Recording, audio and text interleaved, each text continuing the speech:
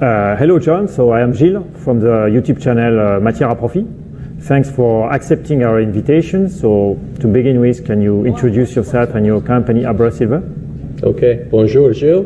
Pleasure to be here. Thank you very much for the invitation. Yes, I introduce myself, John Miniotis. I'm the president and CEO of AbraSilver. I've been running the company for the last 5 or so years now, just over 5 years. I have about 2 decades experience in the mining industry. And so about 20 years, my focus has really been on the capital markets and corporate development side of the business.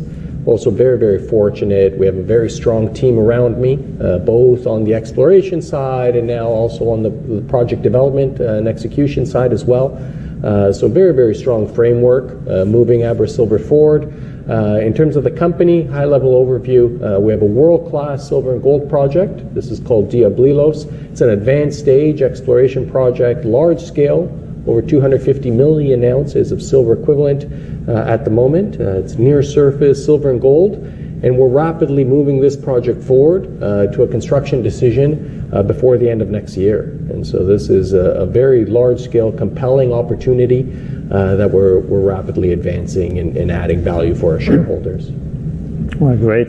So yes, can you tell us more about this Diablilos project and the recent gold intercept that was announced on May 20? Correct. So Diablilos, again, we've been drilling this, advancing it year by year, have been steadily growing the resource. And just recently, about a month ago, as you mentioned, in May, we announced the best ever gold intercept that we've ever announced on this project on a grade thickness basis. It was approximately 30 meters of 10 grams per ton of gold in oxides. This is near surface, open pittable, so very straightforward to process and very easy to process. Correct. Not energy intensive. Correct. No, this is very good recoveries, open pittable in oxides near the boundary of the pit where we had proposed the pit towards the northeast. So this really represents now a new zone that we have not been focused on drilling.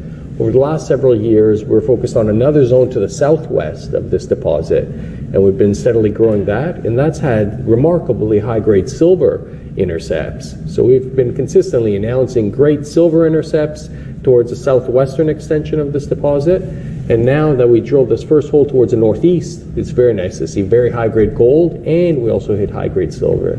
And so now we're changing our exploration focus, focusing more on this new northeast zone, and a lot more results to come over the next several months here. Okay, to be announced then. I've also read that you have brought the Worley Limited company for doing engineering research or projects. What's the long-term view after this? What's your objective? So we've announced that we're moving towards a definitive feasibility study. Yes. And hiring Worley, which is a well-respected global engineering firm, is certainly a big milestone for us and for our team. They have a lot of experience working in Argentina, and specifically in this part of Argentina, where there's a lot of lithium projects nearby. Worley's very, very experienced, has a strong team in Argentina and also in North America as well. So they're certainly going to be assisting our team moving this forward into the definitive feasibility study, and then after that, I'll be ready for construction. So does that mean that in the near future you plan to move from an exploration company to a production company? Yes, we're in a bit of a transition stage right now. So actually things are moving along in parallel. So of course, we're having, again, great results from the exploration side. So the exploration team's going full steam ahead, drilling and continuing to grow this deposit. But at the same time, Worley and our team are moving forward on the feasibility study. And we're also expect to receive permits here very shortly within the next few months. So we'll be receiving permits, a feasibility study, and also RIGI approval. And once we have those in hand, this will be ready for construction. And then, absolutely. With our team and maybe a few additional hires that we would need to build out our team, I think we'll be ready to build this project in the near future. Okay. You also announced copper discovery and another part, I think, like Coipita. Is it part of the Diablilos project, or is it? This is a second asset that we have. This is a different asset that we have. This is in the San Juan province of Argentina, so further south in the country. But this is a large area And San Juan, on the border with Chile, is known for huge copper porphyries. There's several surrounding our La Cuepita project. And now you're still on the exploration part of that. That's earlier stage exploration, and we've actually partnered with Teck there. So Teck has an option to I was earn... about to ask you a question about that. So if you want, you have a Teck resource partnership with for this project. So Yes. Again, what's your long-term objective for this line? So Teck has an option to earn 80% of this project. So if they spend over $20 million in drilling and make some other payments around that, they would earn 80%, and we would be left with a 20% stake. And so it's really a win-win between both companies. So right now Teck is drilling, it's their team advancing this, it's their capital, obviously they're funding the exploration program. So they'll spend the first $20 million. And if they make a large-scale discovery here, which so far they've announced one hole out of this year's program, and it was very good, about 0.4% copper, but over 600-plus meter thickness, exceptionally. Exactly. So this is a large-scale system, and that's why you need deep pockets to be drilling this. Okay. So it's great for our shareholders. So we're not diluting ourselves, raising money, drilling this big porphyry. We have our big brother Teck here doing But you have ownership of the exploration? We would own 20% ultimately. So ultimately, but as of today, how much do you... As of today, we own 100. So we have 100. An option to earn up to 100, but we've given Teck an option to earn 80. Okay, great. And obviously that money will be used to fund exploration and production at Diablilos project. Yes. So all of our cash right now is being used at Diablilos. We're not spending anything at La Cuepita. Yes. Okay. Getting back to the Diablilos project, so you have announced that you have paid in advance royalty payments to a company. I think it was AMX or EMX. Yes. EMX. You're right. And from what I read in the news, this was an advance payment. What are the reasons and what are your objectives after that? Yeah. So we have a very strong balance sheet. So earlier this year, we raised about $60 million Canadian, and so we have a very strong balance sheet. We had one last milestone payment to be made to EMX Royalties, which was about $7 million US. Yes. But we negotiated with them that if we pay it early, we would receive a slight discount. Reduce the amount to be paid. Okay, that's the main reason why. So we paid $6.85 million, and I think again it's a win-win. They receive the funds early, we receive a slight discount. Also cleans up the situation. There's no more payments. We own 100%. For how long do you own the 100%? Oh, forever. Going forward, there's no more payments whatsoever. So we now own 100%, and so we've cleaned up the structure again. And I think it just it was nice to have that now behind us. And going forward, we officially own 100% with no additional payments. They retain a 1% royalty as well. Are there any other milestone that investors should be aware of in the coming months? Can you share with us some bits of information? Well, maybe not confidential information, but some interesting news about the future? Yeah, no, absolutely. This is a very, very exciting year for our company right now. I think, again, we're firing on all cylinders here. On the exploration side, there's going to be lots of news flow coming out over the weeks and months ahead. Again, there already was. I mean, there's been lots of news. And again, we're drilling with 3 rigs active at site all year. And so, really, really lots of news on the exploration side. So that will continue. But coming up, we have a resource update coming out very shortly here. Later this summer, we'll be announcing that. So we're updating the resource estimate. We expect, obviously, the resource is going to grow from the prior estimate. So when I mentioned we have 250 million ounces silver equivalent, we expect to see an uptick there from all the drilling we've done last year. And so resource estimate update coming out very shortly here.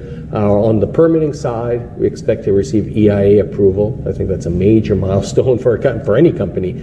Getting your permits in place where then you could be ready for a construction decision. And then last but certainly not least is the feasibility study that I mentioned with Worley. We're busy, our team's busy working and advancing that. And that should be ready in Q1 of next year. Q1 of next year, yes. Okay. So that's a key milestone. Once we have that, along with the permits, this is then subject to project financing, ready to advance to a construction decision. Well, AbraSilver is based in Argentina, and we will talk about that in a few, but there has been the introduction of this RIGI regulation to help improve investments in big projects. Can you talk a little bit about this regulation, and do you have plan to participate for the Diablillos project? Absolutely, yeah. So we're really uniquely positioned to advance Diablillos now under this new RIGI incentive regime. Yes. And for your viewers that may not be familiar, so this was a new economic incentive regime announced last year in July. And it's in place right now for 2 years. 2 years. So it's currently set to expire in July of next year, 2026. Okay. And so for new large-scale investments that qualify, so you have to spend over $200 million. If you're investing that in the near future here over the coming years, you get significant economic advantages. So reducing tax rates down to 25% instead of 35%. It's a big reduction there. Eliminating all export duties. Right now, export duties are very high in Argentina. If you're exporting gold, you have to pay 8% in export duties, 4.5% for silver. But under new projects that are moving forward under RIGI, which we will certainly be, those export duties go down to zero. Zero. Wow. So it's hundreds of millions of dollars when you look at stay in your pocket. Yes. What, in the shareholders' pocket. Exactly, in the companies, yeah. So hundreds of millions of dollars of savings there. And then lastly, there's also no more foreign exchange restrictions. That's always been a big hurdle historically for companies looking to invest in Argentina. It's always easy bringing money in, but much more difficult moving money out. That's now changing. And under RIGI, again, there's no more foreign exchange restrictions. And so it's, we're uniquely positioned to benefit from that because we've been advancing Diablillos now for several years. We've announced the pre-fees. We've already submitted our permits. We expect to fit perfectly within that schedule. Before RIGI expires in July of 2026, we will receive RIGI approval. And then from the time of approval, you have 2 years to spend 40% of capital costs. And so in 2027 is going to be a full construction year here for Diablillos. But you said 200 millions. Do you have the money right now, or do you expect that you will be able to? Yes. Yeah, so we're fully financed until a construction decision is made. Now, to build this, it's going to require about $500+ million in CapEx. Yes. So that will be something, we'll need a project financing, but we're already working with some strategic advisors there on the debt side, especially looking out and reviewing some of those options. But in terms of potentially debt, a stream, if we do a stream on either the silver or the gold, and of course equity down the road, or a partnership with a big partnership, a joint venture partner, or ultimately potentially somebody could even acquire us. But we're working on already the project financing here, evaluating all those options, and then of course closer to making a decision, we'll obviously choose the optimal path forward for our shareholders. Well, among the many news that happened this year, on the 24th of February, there has been a transfer to the Toronto Stock Exchange. Can you tell us briefly what are the implications of moving to the Toronto Stock Exchange, and how you expect it to provide more liquidity and more interest for potential investors? Yes, so that was certainly another key milestone that we announced fairly recently. So we were previously on the TSX Venture Exchange, and now we've graduated up to the main board. Can you tell us a little bit about the difference between the TSX Venture Exchange and the normal TSX? What are the differences? It's typically TSX Ventures, more smaller cap companies. That's, obviously the big companies in Canada trade on the TSX, on the main board. And so we graduated. So we were voted one of the top 50 TSX Venture companies last year in 2024. So that was a nice milestone for us. And now with the financing that we did earlier this year, and with the support of institutional shareholders, we were able to graduate and uplist to the main board. And so really the benefits are more liquidity, more visibility, a lot of larger funds typically only invest in some of the TSX listed companies.